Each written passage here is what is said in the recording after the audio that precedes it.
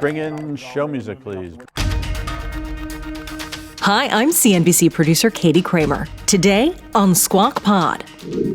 More than a year of war in the Middle East. Israel has killed the leader of Hamas. Richard Haass of the Council on Foreign Relations warns the conflict continues. Hamas is an idea. It's a network. It's a movement as much as it is an organization. And my sense is it survives no matter how successful Israel is militarily. Inequality in the economy here and around the globe. One of the fresh, newly minted Nobel Prize winners, Simon Johnson, on the data driving division. We need to strengthen the resilience of our democracy in the United States, and other people should probably think about that for themselves. And the rest of today's news that got us squawking: return to office mandates, billionaires on the campaign trail, and betting on the election. Whether it's people that are manipulating it or people that have money that think. Or is it an easier than buying a campaign ad? Right. You know? Is it the tail that wags the dog? That can change people's psychology. It's Friday, October 18th, 2024. Squawk Pod begins right now. Stand Becky by in 3, 2, 1. Cue it, please. Good morning, everybody. Welcome to Squawk Box here on CNBC. We are live from the NASDAQ market site in Times Square. I'm Becky Quick, along with Joe Kernan and Andrew Ross Sorkin. It is Friday. Please welcome Mark Cuban. Y'all here to have a little bit of fun? I like that. Would y'all mind if I pick on Donald Trump a little bit? Elon, first of all, welcome to Ridley Township. Thank you. I haven't been politically active before. I'm politically active now because I think the future of America and the future of civilization is at stake. So.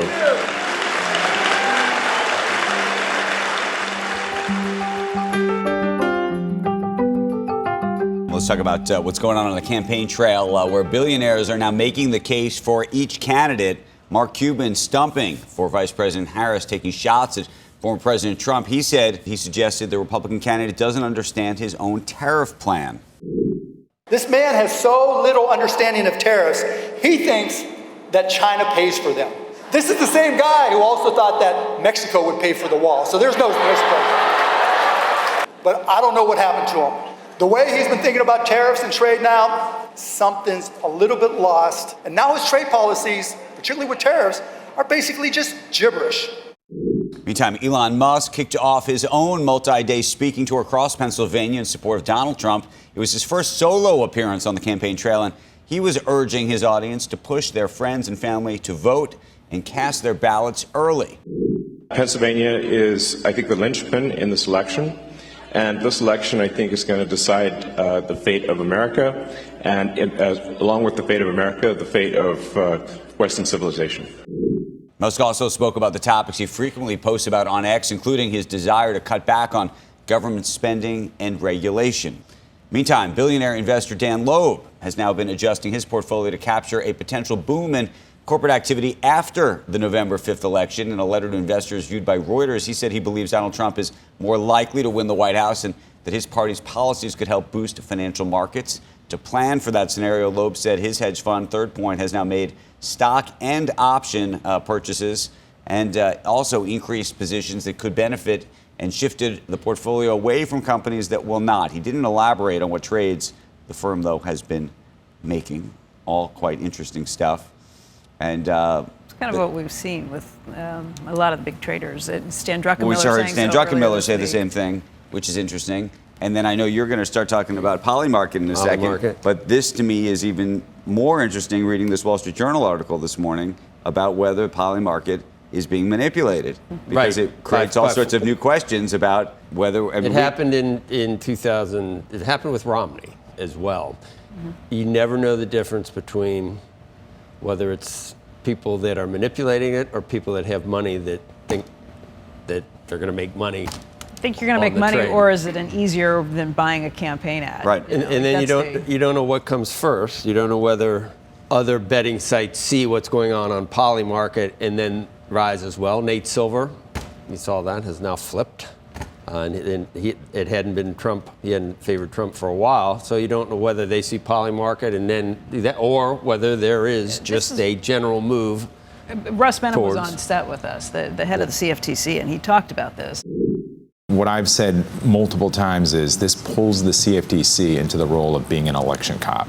Because if there is manipulation of these markets, if someone does take a position, long or short, which would essentially be on a candidate, and then potentially puts out news that's not necessarily true, this could spiral into a situation where you have manipulation of elections. And we had concerned about the manipulation. Cauchy or whatever the hell. I mean, that's why they didn't want that. And he answered questions about how it would be hard to do that. But it looks like this is different because it's from Kraken and it's crypto and everything else. Former President Trump has surged to a significant lead, and people have been, we've been citing it. Table. 63. Well, we haven't cited it too much here, but a little bit. 60. I don't think we've done the 63-38. Well, as of 5 a.m., it was a 61-39. Lead over Vice President Harris. A new Wall Street Journal piece says that the lead may be skewed by 4 Polymarket accounts, and it's only $30 million, which sounds like a lot, but wouldn't be a lot to people that might have really wanted to happen. $30 million of crypto into bets that former President Trump will win.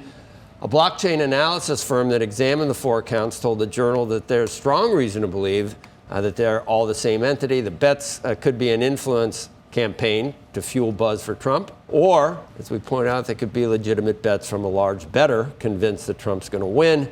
A source told the Journal that Polymarket is investigating the activity with the assistance of outside experts. I mean, when you think about it, there's more than $1 billion that's being poured into ads on these things. So 30 million sounds like a lot, but it's a drop in the bucket. Maybe it's more effective. And it's the best ad, and it may be one of the most effective ads, because if people every day say, well, it looks like so-and-so is going to win, because there's momentum, that can change people's psychology.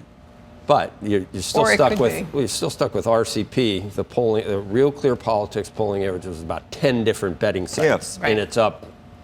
I mean, his track, like I said, you don't know tail wagging the dog or what, but all the betting sites have moved at the same time. Whether they're looking over at Polymarket and going, "Wow, I'm going to buy some too," or whether the same whales, or maybe they're moving the other betting markets as well. Or it's weird because Polymarket for a long time had, Biden was way down, Kamala Harris came in, Polymarket flipped and was in favor of Harris for weeks and weeks.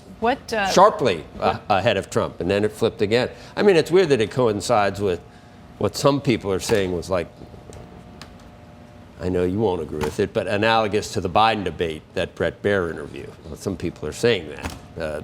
And it really went to 63-38. It was about 55-45 before that. Before the interview? Yeah. And then it went up in the last. Since when was that? It seems like it was 2 days ago. Yeah, it was only 2 days ago. Right. And then Time moves really more slowly these days. What did Nate Silver say? He has his model, and he had for a while, right after Kamala Harris became the nominee. It was weird because he was factoring in a convention bump and wasn't seeing enough of a convention bump so that Trump had been ahead. Then it flipped, and for weeks now, Kamala Harris has been ahead on the Nate Silver, and now now it's flipped back to but where it's not Trump what is it ahead. was. It was it's only a couple of points. It's very. Everything we watch says that this is going to be pretty close. And then there were. What was weird about Polymarket too was there were 2 well-respected national polls, I think, that came out yesterday. It was like 4 and 5 that she had actually gained momentum. So you know what? What's today? Is it 18 days? Well, it's Friday, so 21 minus 3. I think it's 18 days. 3. It's 18 days. 18 days. 18 days. So we'll, You know what? we'll know Let's by then. watch And there's a lot that still could happen. What about that dinner last night? Was it? I don't know. What do we? The Al Smith dinner. It is now the time where the good stuff begins. Thank you. Good evening, rich people. Well, so she wasn't there. She sent in a video. And it was funny, right. but there was a lot of jokes made at her expense beforehand for not going, yes, and for not being there. Right. Then with references, by the way, to Mondale. So the last Right. candidate 49 who won. did not go was Mondale, and he lost. This was also a point that former President Trump made very specifically about why he had even showed up. He said repeatedly that, he thought both it was disrespectful to Catholics to not be there, but then went on part of his whole speech was about how, I keep being told that you have to come to this thing if you're going to win, because Mondale lost, and this is how you win. Right. You have to do this. So. And there's no fact checking, except there is the ultimate fact checker was there. Jesus, right? Yes. There's Mary Erdos. Mary Erdos was Yeah, there. Mary I mean, Erdos it was a packed house. Bloomberg had a stone face. It was really during which I watched the whole thing. He never. You know who was laughing? I thought was really good natured was Schumer. Schumer laughed. Chuck Schumer is here looking very glum. Doesn't he look glum? He looks glum.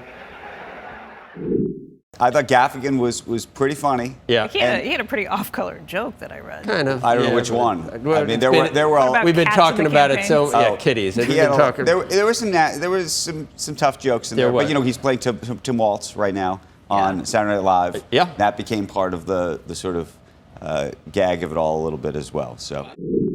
Most recently, Jim has been playing Tim Waltz on Saturday Night Live. And that'll be a very short gig, I hope, Jim. But it was fun while it lasted, wasn't it? What did Trump say? He said he said Tim Waltz isn't here, but don't worry, he'll say he was. Right. Yeah, that was a good one.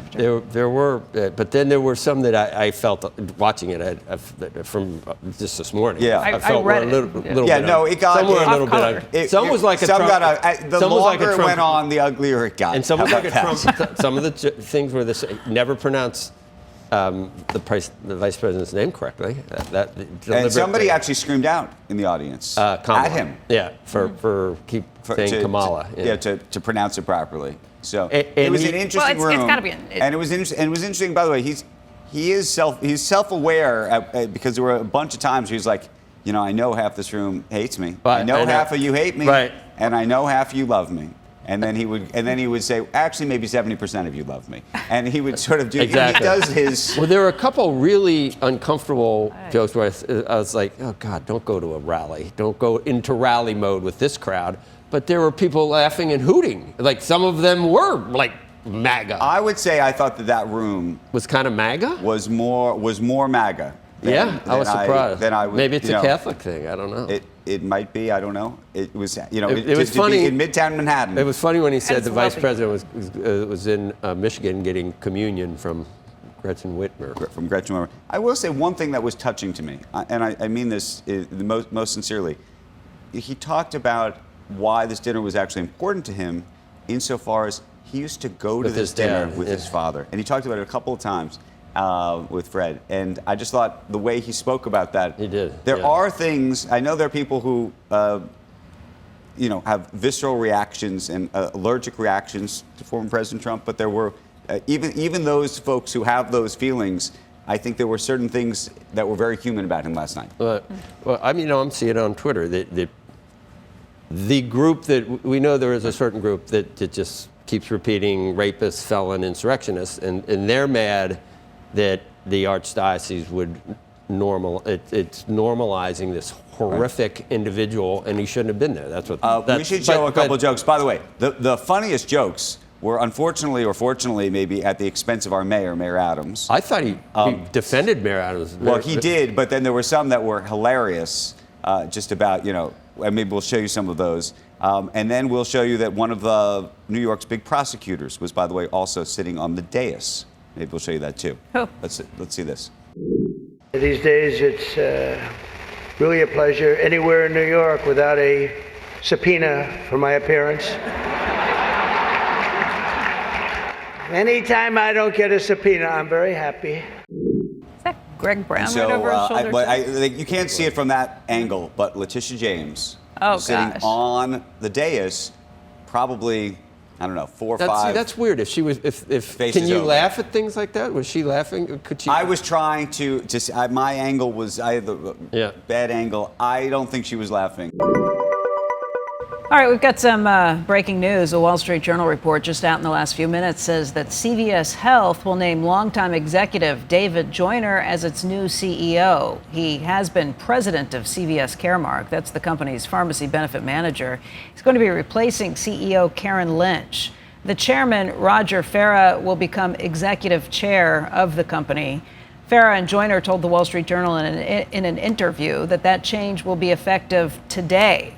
Take a look at the stock. It's now down by 7.8%, down by 8% year to date. That stock is down by more than 25%. Huge part of the troubles at CVS, which, by the way, has had to lower its guidance at least 3 or 4 times, I think, over the last year. A huge part of the problem there has been the pharmacy benefits manager component of all of this, and Aetna, the insurer behind it. Aetna was ramping up its Medicare patients, bringing in lots more new customers at the same time. The rules were changing from the federal government on how you could bill some of the insurance billing practices that have been out there for a while, changing them, and that made it less profitable. You can see that stock is now down by 9%. Again, Joyner had come from that pharmacy benefits manager in the past, and what they're telling the Wall Street Journal is that it would be easier for him to clean up some of the problems there rather than bringing in someone from the outside. Pharmacy benefits managers have been a huge focus, too, from Washington, D.C. Big questions raising there about the role that they have played in higher drug prices and whether the discounts that big pharma companies are offering ever make their way through to the consumers, or if the pharmacy benefit managers are part of the problem with keeping prices higher. You can anticipate that there's going to be a lot more political pressure that come on those PBMs, no matter which party probably wins in the White House. By the way, there have been a lot of problems with pharmacies, too. You heard this from Walgreens just this week about how they're going to be closing a lot more locations. Karen Lynch had done that already with CVS, said that we're not going to keep unprofitable locations open anymore. Walgreens seems to be following her footsteps with some of these things, but some big problems that have existed with this company as it got bigger and bigger, brought in all of these different ways to try and be healthcare from A to Z for consumers. And some of that was under her watch, and then some of that was even before her watch. It was before her, really, when they really did some of these things too. It wasn't quite Starbucks catty corner locations, but it was there were a lot of Walgreens around. You could pass one, and less than a mile away there could be another one. I don't know how that works. Actually, I do know how it works. I'm getting to know how that works. It's very important to have a pharmacy nearby. You will see. We can get you. You're there. We're gonna have it delivered to you. It's this amazing regimen of dealing with whether it's high blood pressure or statins or whatever it is. It's a blessing and a curse, because it does work in a lot of things, but it does mean that when you walk in, they say, "Hey, Mr. Kernan, how you been since yesterday?" Can I get your usual? Yeah.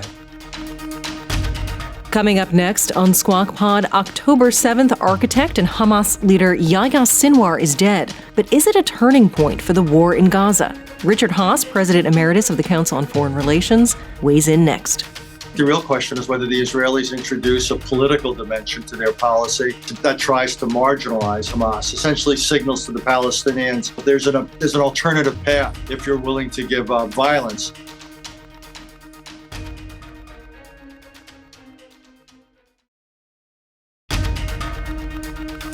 This is Squawk Pod from CNBC with Joe Kernan, Becky Quick, and Andrew Ross Sorkin. Stand by, Joe. 3, 2, 1. His mic. Cue. Israeli officials have confirmed the death of Hamas leader Yahya Sinwar, an architect of the October 7th attack on Israel. Israeli Prime Minister Benjamin Netanyahu called Sinwar's death an important moment in the war and called for return of the remaining hostages. For a look at what this could mean for the war in the Middle East and even what happens with Iran. Let's bring in Richard Haass, Council on Foreign Relations, President Emeritus, and Centerview Partners Senior Counselor. Thanks for joining us. Richard, good to see you. Good to see you, Joe.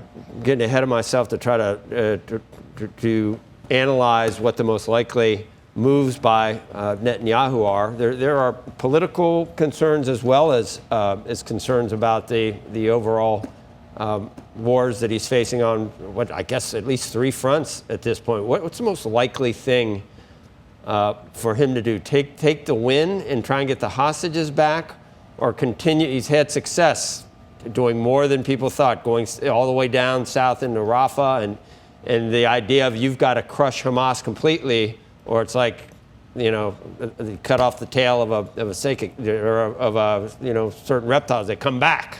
There's still enough of Hamas to reconstitute itself, isn't there? Oh, absolutely. Even if the Israelis have killed, say, half of Hamas's fighters that existed a year ago, that probably still leaves between 10 and 20,000. We also don't know how many recruits might have happened. Look, Hamas is an idea. It's a network. It's a movement as much as it is an organization. And my sense is it survives no matter how successful Israel is militarily, against its troops, against its leadership. And I think one of the real questions is not simply whether Israel now is going to press for a ceasefire. That they might, and even if they do, it's not clear the new leadership of Hamas, such as it is, would agree to it. I think the real question is whether the Israelis introduce a political dimension to their policy that tries to marginalize Hamas, essentially signals to the Palestinians there's an alternative path. If you're willing to give up violence, we're open to satisfying some of your political ends, but you've got to, again, reject Hamas, reject violence. But the Israelis have been loath to introduce such a dimension to their policy, given the politics of their coalition. So we'll see if what happened yesterday was simply a good thing, that is to get rid of this terrorist, or whether it's a turning point. I don't think we know yet, Jeff. The rest, no one knows. The new leadership could be Sinwar's brother, or there's some in exile, I understand, in Qatar that would be more open to a hostage release or some type of negotiation. And also, I mean, maybe Iran now put some pressure, with this guy gone, put some pressure on its proxies to do the ceasefire with a hostage release. And then that could possibly help Iran's chances for less of a retaliatory move. It's possible that, look, there's lots of moving parts. As you say, you've got Iran, you've got Gaza and Hamas, you've got the war in the north against Hezbollah. In the north, the Israelis had a similar breakthrough. They got rid of the leadership of Hezbollah, and they seem to have decided to press their advantage militarily rather than take a ceasefire that arguably would have allowed, 60 or 70,000 Israelis to return to their homes in the northern parts of the country. I think right now the Israelis have to decide what they're going to do, as we were just discussing in Gaza. They've also got to decide what is the scale and what is the target set of their retaliation against Iran. They still haven't hit back after the Iranians launched close to 200 ballistic missiles against Israel. So there's lots of things going on at the moment. Richard, in terms of Netanyahu in his future, he's gone supposedly from the person that let October 7th happen on his watch to someone that I heard someone yesterday on another news channel call him, he's becoming almost Churchillian at this point, in terms of he's going to be, his poll numbers are rising at this point. Maybe wouldn't win an election now, but much better. Which would almost seem like, for political reasons, he might want to continue on a more, to do even more and not push for a ceasefire, even with the hostages that many are still alive. Yeah, look, quite possibly. Politically, Bibi Netanyahu has recovered significantly, in part because of what Israel's been able to do in the north against Hezbollah. This will help him as well. He's also helped by shall we say, he's a stronger, more capable politician than many of his opponents. I wouldn't quite put him in the same league as Churchill. Again, I think what Bibi Netanyahu has to decide is, what does he do to translate gains on the battlefield to something that's good for Israel, that endures? So his place in history, I think, is going to be more determined by what comes next than by what he's accomplished today. Plus, he still has a lot of baggage. October 7th hasn't gone away. His legal problems haven't gone away. But again, I don't fight your basic point that events of the last few weeks have given him, put him in a much stronger place than he was as recently as a month ago. Richard, I just wanted to ask how you think the U.S. election plays into all of this. And there's been some talk about Israel waiting or not waiting, or all sorts of things as it relates to the first week of November. Yeah, look, Andrew, the hardest thing in my business, probably in yours sometimes, is figuring out what motivates people. And to what extent is Bibi Netanyahu motivated by simply what he thinks is the best for Israel, as opposed to what might be the best for himself in terms of his legal and political challenges, his own preferences, I would assume, for Donald Trump as opposed to Kamala Harris. I can't deconstruct that. It's part of the conversation. My guess is we'll never know, because he's not going to make that transparent. Richard, where is the Israeli population on these questions? Because that ultimately will decide much of this too. I would say the Israeli population is quite supportive of what Bibi Netanyahu and Israel are doing in Lebanon against Hezbollah. Very tough, very unified about being robust against Iran. Divided, though, on Gaza. Divided on the priority that ought to be given to getting the hostages back. My guess is there's only about 50 hostages who are still alive.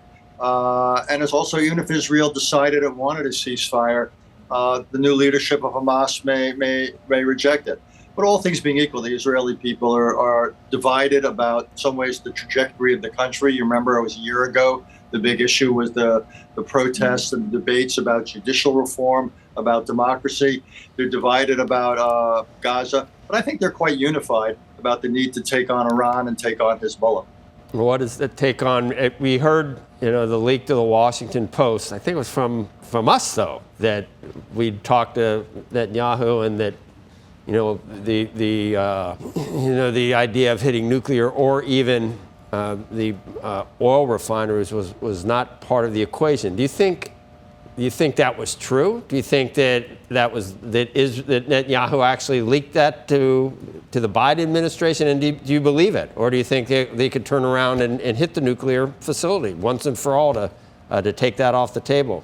Well, a couple of things, Joe. Even if Israel were to attack known Iranian nuclear-related targets, they couldn't deal with it once and for all. Certain things are already underground. They actually would need American participation to get a lot of it. And my guess is Iran would reconstruct it. Basically, Israel would buy time. But I think the ultimate result would be Iran would go after nuclear weapons in ways that the Israelis would have far more difficulty reaching them. The acceptance of the U.S. anti-missile system, the so-called THAAD system, probably combines with the idea that the Israelis have decided or told us they'll hold off attacking nuclear targets or energy-related targets. My guess is they're going to go after the places where drones or ballistic missiles are produced and stored. And that would seem to me to be a proportionate attack to the Iranians for what the Iranians did. Iranians still, just to remind you, Iran's still sitting on close to 3,000 ballistic missiles. And this Israeli government does not want to have an all-out war with Iran. And that also deters Israel from going after the energy or the nuclear targets. It's amazing how many things, how many moving parts there are, Richard, but thanks. Cheese will be next. Up next on Squawk Pod, freshly minted Nobel laureate Simon Johnson of MIT. He lets us in on what it's like getting that phone call, and he discusses how data and democracy both can be about challenging the expert opinions. I don't think experts have a right to be believed. We have to be credible, we have to be persuasive, we have to communicate, and we have to talk.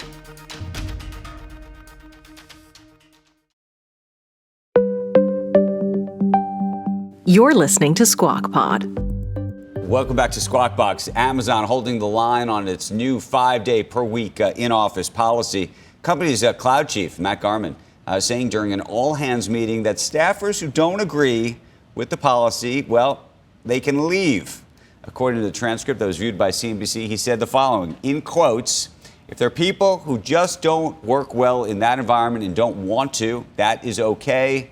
There are other companies around. So you've got the message, folks. Garman said he's been speaking with employees, and 9 out of 10, he said, of the people he believes were excited about the change. When asked for comment, a spokesman telling CNBC that, quote, Amazon has observed that working in office helps teams be more collaborative and effective. Look, I think the other issue is when part of the team's in office and part of them aren't. The people who are in office probably feel like they are carrying a much heavier load. They're the ones who are chipping in and helping out on projects. They're the ones who are doing things that are there behind the scenes.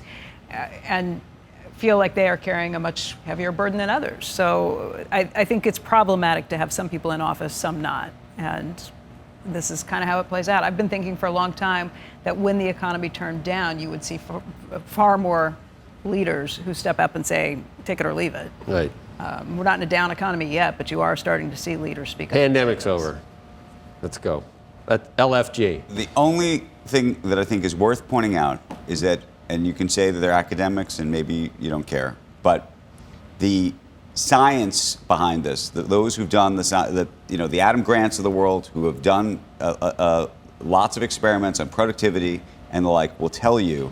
Sounds like a social science. That's why you don't believe in it. But Exactly. I'm saying they will tell you over and over again that the science is actually at odds with this and at odds with that. The way science has been hijacked from the left, I don't even believe regular science. I know you don't anymore. I know you don't believe science, but I think the suggestion is that I get more science than you ever have in your life. That sort of a hybrid style environment where there can be what's called deep work, where people can do that at home and be more effective. Depends on what the jobs are. It depends on what your job is. It depends on what the company is. But that's part of what the debate is, because when you decide that you're going to have these policies that are for everybody, and it doesn't matter who you are, what you do, and the truth is that what's also a fallacy about this is that there are lots of people. By the way, typically I'd be happy if I didn't have to come here every day. But the rainmakers, the folks who are actually that are doing people who consider themselves rainmakers. Well, no, not consider. I'm saying that the company rainmakers who are actually bringing in the income typically for these companies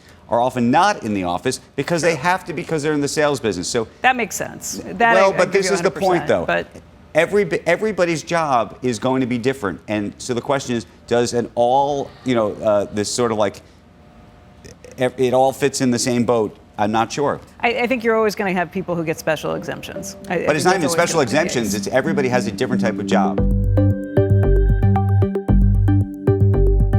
Earlier this week, Simon Johnson was one of the 3 people awarded the 2024 Nobel Prize in Economic Sciences for work on global inequality and why some countries are richer than others. He's a professor at MIT, former IMF chief economist, and co-author of the book Power and Progress, Our 1,000-Year Struggle Over Technology and Prosperity. And I want to welcome the Nobel winner to the program this morning, Simon. Congratulations. Thank you very much. So you get a phone call. Did you even know you were up for this? How does this even work exactly? Andrew, my phone was off. They didn't wake me up. I didn't hear from Stockholm until actually an hour or two later. The first thing I noticed was a text from a great organizing person at MIT who said, press conference with MIT president at 10 a.m., be there. I'm like, what's that about? But hold on. Did you know that, is everybody in your business know that day is the day that you have a chance of winning? And that there's even a possibility? Is it even in the back of your mind, or is it literally not even on your radar? Honestly, of course you know, because the previous week is all the science prizes, and there's a buzz around it. And honestly, Andrew, 2 years ago, some journalists called me in advance, said, we think you might win. So that day I had my phone on, I woke up early, and I didn't win. Of course, Ben Bernanke won. I'm like, oh, of course he won. And that was brilliant work that he did. He did it in the 1980s. Last year, I left my phone off, slept through the whole thing, and Claudia Golden won. And I'm like, fantastic, what a brilliant prize. And she did a lot of her work in the 1970s and early 1980s. So, yes, I knew our work had done well, but I thought we were going to wait another 20 years, 30 years, entirely possible. But you did think you might win eventually. Look, I'm in a data-driven business, Andrew, just like you are. You go on Google. So every academic goes on Google Scholar. You look at how many citations your paper's got, and it didn't dawn on me until honestly 5 or 8 years ago that we were leading the pack for papers produced in our generation. So that was really nice. A lot of younger scholars have taken up our stuff, but how that converts into Nobel Prizes, you have no idea. It's a completely non-transparent process, but I mean that in a good way. Don't get it wrong. Right. I'm not criticizing them. So let me ask you a different question, which is talking about converting. You've done this work. A lot of other people have actually built upon your work. How do you think it's either changed the conversation or actually changed meaningfully policy and the way the world works? Well, I think it's changed how a lot of economists, particularly younger economists, think about the world. So history is embedded into an incredible amount of their analysis. And I want to shout out to people like Melissa Dell and Lakshmi Iyer for the incredible deep dive they've done in particular countries that really brings out the texture and helps you understand, I understand modern Peru somewhat more, I understand India and its constraints somewhat more. Yeah, on the policy, Andrew, I think, that is a really important and deep question. For me personally, there's a link from the sort of property rights, democratic institutions that we have to finance and financial regulation. And that was a big part of what I worked on after the financial crisis of 2008. And I think going forward, we need to strengthen the resilience of our democracy in the United States, and other people should probably think about that for themselves, because that resilient democracy and a legitimate democracy, a democracy in which everyone believes in and adheres to the results of elections, is absolutely fundamental to everything, I think, that we've been able to build and we can build.